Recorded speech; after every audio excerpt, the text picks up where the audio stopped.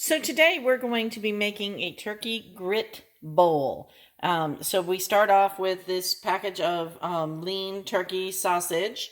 The Jenny O brand is fine. We're going to be using grits. We're going to be using some homemade chicken stock and onions and garlic. Now, what we're going to be doing first is we're just going to be kind of sauteing and letting the onions sweat out here and the garlic so that we get all those beautiful aromatics in our dish. And this is going to give it, as we all know, a layered flavor. Next, we're going to take the turkey sausage, we're going to put it in this pan, and we're going to cook it at a higher heat and let it brown up. And lastly, while that's working, we're going to get our chicken stock and our grits into a pan and get them boiling. I don't have a lot of chicken stock on hand today, so we're probably going to end up putting a little water in. I don't recommend that typically because I want to make sure that you have a nice flavor in there. What I'll probably have to do, because I don't have a lot of chicken stock, is put in some water with the chicken stock and a flavoring cube. So a chicken flavoring cube, but that'll be fine for today. And then what we're going to do when we have that all put together is we're going to take our eggs and we're going to poach them and put them on top of the grit bowl. Now, the reason this is going to work for meal prep is that you can make extra grits and extra turkey, and then you can just leave those in the fridge, and then you can put a hard-boiled egg on top of it for a good hearty breakfast. Again, not necessarily something you want if you're counting a lot of calories, but this is a good, hearty, easy leftover breakfast to have any day of the week. So we pulled our onions and garlic out of the pan. As you can see, they're glistened down. We don't want that garlic to burn. And then we plopped this turkey sausage right in the pan, and we're turning up the heat. We're going to turn that heat up probably about medium low. And then we went ahead and dropped our broth, our homemade chicken stock, right into a pot.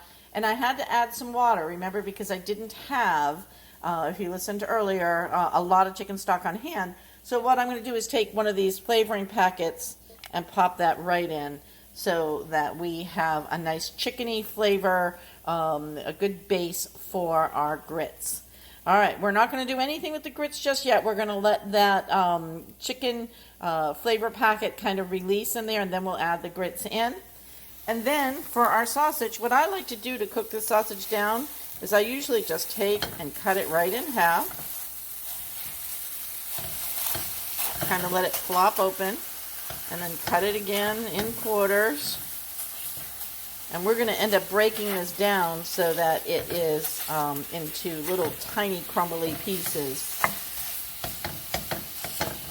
I just kind of come in and start making little squares, and this will be a process that we do throughout the whole cooking of this sausage.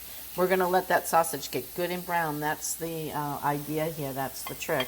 All right, we'll be back to show you what that looks like once the grits get into the flavor cube. Broke down in our pot well enough that we can now add our grits. So again, I want leftovers, so I'm going to add my grits and make a little more than normal. I'll post the recipe so you'll know how to adjust that for your size. The thing about adding the grits to the hot water is you have to add them slowly, because watch, see how it bubbles up? So if you add them slow, put a little in, and then add the rest, the water kind of does what it's supposed to do, and the chicken stock is doing what it's supposed to do. And we're going to go ahead and get these in there. Again, I'm adding in a little more water if I need it as I go.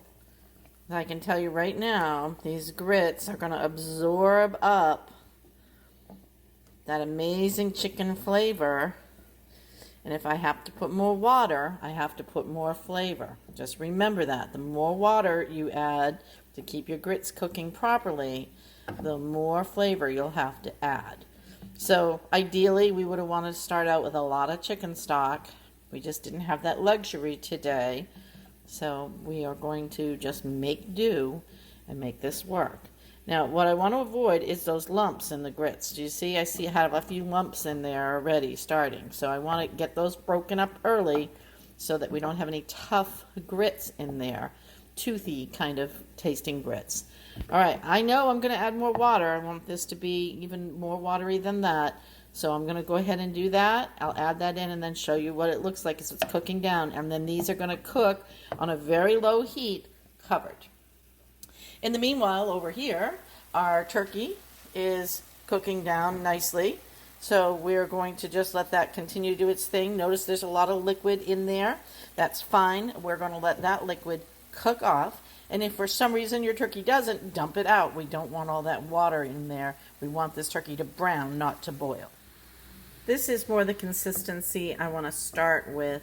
You can see that you can push the grits through, and you can see that they move very easily in the pan, but it's still very watery, and we want it that way to begin with. Our heat is low, but we're going to turn it even lower once this starts to boil, and then we'll put our cover on the top.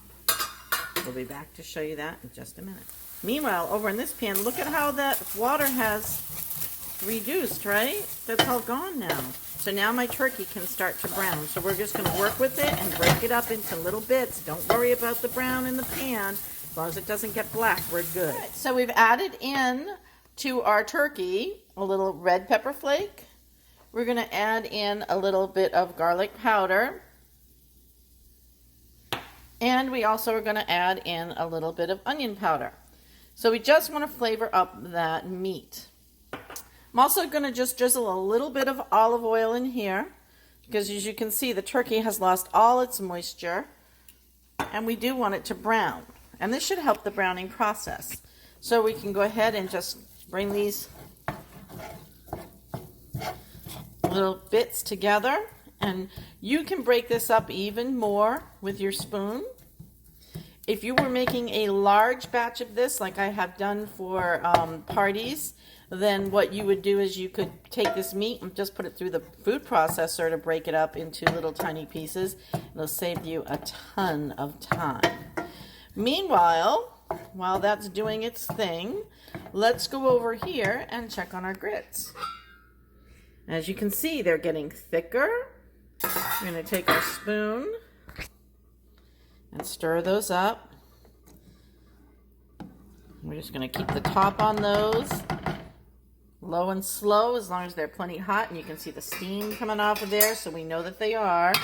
And we're just going to keep them covered and let them do their thing. We'll check on those in just a bit. Now that we've got our turkey all broken down into nice little bits, and we can see that we've got some nice browning occurring, we can go ahead and add our vegetables right back into the pan, and we'll mix those around.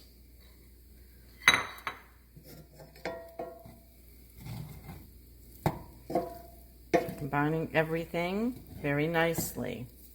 Now, my pan still has a little bit of brown in it. If I had extra chicken stock, I would go ahead and I would put a little chicken stock in there just to get all those flavor bits going and as part of my dish, and then let that reduce again. And I may do that with a flavoring cube, but we'll see. We'll be back. Decided to go ahead and add in a flavoring cube and go ahead and deglaze that pan. So see, I don't have the brown there anymore. And all that flavor has now been infused into my turkey meat. I'm going to let this cook down though. And in the meanwhile, let's check on our grits. And we can see that they're starting to thicken up a bit. You want to make sure that you're stirring your grits often, but not so often that they can't cook, right? Don't let anything stick to the bottom. If you need to, you come in and just move them around. Now, I purposely did not put salt in these grits for the reason that I was using the flavor packets. So normally I would have added salt into that water when I cook these grits so they don't stick together. So hopefully they don't come out lumpy, but I didn't want my dish to be overly salted. And because I did not use salt in the, or because I used the flavor packet in here and did not use the salt in the grits, I felt okay to do the flavor packet over here. Normally I would not have added both. Now you can see our grits are starting to thicken. And the way we like them in the this household is not too thick. These will continue to absorb and take on that chicken flavor and chicken stock, but we need to test to make sure that they're not toothy. So we'll go ahead and just get a little taste of them and see where we're at. They need a few more minutes, and then they'll be perfect. So they're supposed to be a little gritty, but not toothy. Over here, our liquid is reducing nicely, as we thought it would, without burning in the pan. And then once that is done, we're going to transfer this meat into a bowl, and then we will poach our eggs right here in this little pan. Of course, we'll rinse it, and then we will poach right in the pan. All right, we'll be reduced in the pan now. Pretty much all the way. We're going to go ahead and pull this meat out and just put it into a bowl. I tasted our grits, and they're just about done, and I added in a little bit of cheese. Now, I had Parmesan on hand, so I added in some Parmesan, and we're going to finish our dish with some Parmigiano Reggiano. But I just wanted to give this a little flavor, and I dropped a little bit of black pepper in there. To me, I think they could use salt, but let's see if that Parmesan and black pepper added what we wanted. And it did. So we're going to be able to just set these aside now. One small change of plans. I decided to poach in a different pan. And the reason that I did was we're going to be making several eggs, and I didn't want them to be crowded. So when you poach eggs, the trick is to add vinegar to your water. So I've got my water in the pan. I'm going to get some white vinegar, and I'm going to put that in, and that will help the egg whites stay starting to simmer, so I can go ahead and drop my eggs. My eggs are now poaching, and while we're waiting on those, we're going to want to get our grit bowls set up, because once these eggs are done, they are done. All right, I'm just going to splash a little water on the top of them. We're going to try not to overcook the eggs, but we want the yolks warm, but not overcooked. All right, we'll be back in just a minute. You can roll them around a little bit once they get to a certain point. Be careful not to break them. And I can actually turn the water down, the flame down in my pan too. That will help. All right, so here are our turkey sausage grit bowls with poached eggs, and I'll bring you in so you can kind of see. And I just dressed them up a little bit with a little bit of smoky paprika and a bit of cayenne and black pepper. But you can do them however you like. Oh, and not to forget the Parmigiano Reggiano. I did add that to the top of them. All right, hope you enjoy. And then remember, this is a meal prep that can be made with the sausage and the turkey grits that are left over. And then you can just add a hard-boiled egg or a soft-boiled egg to them. That's all you have to do in the morning for your breakfast.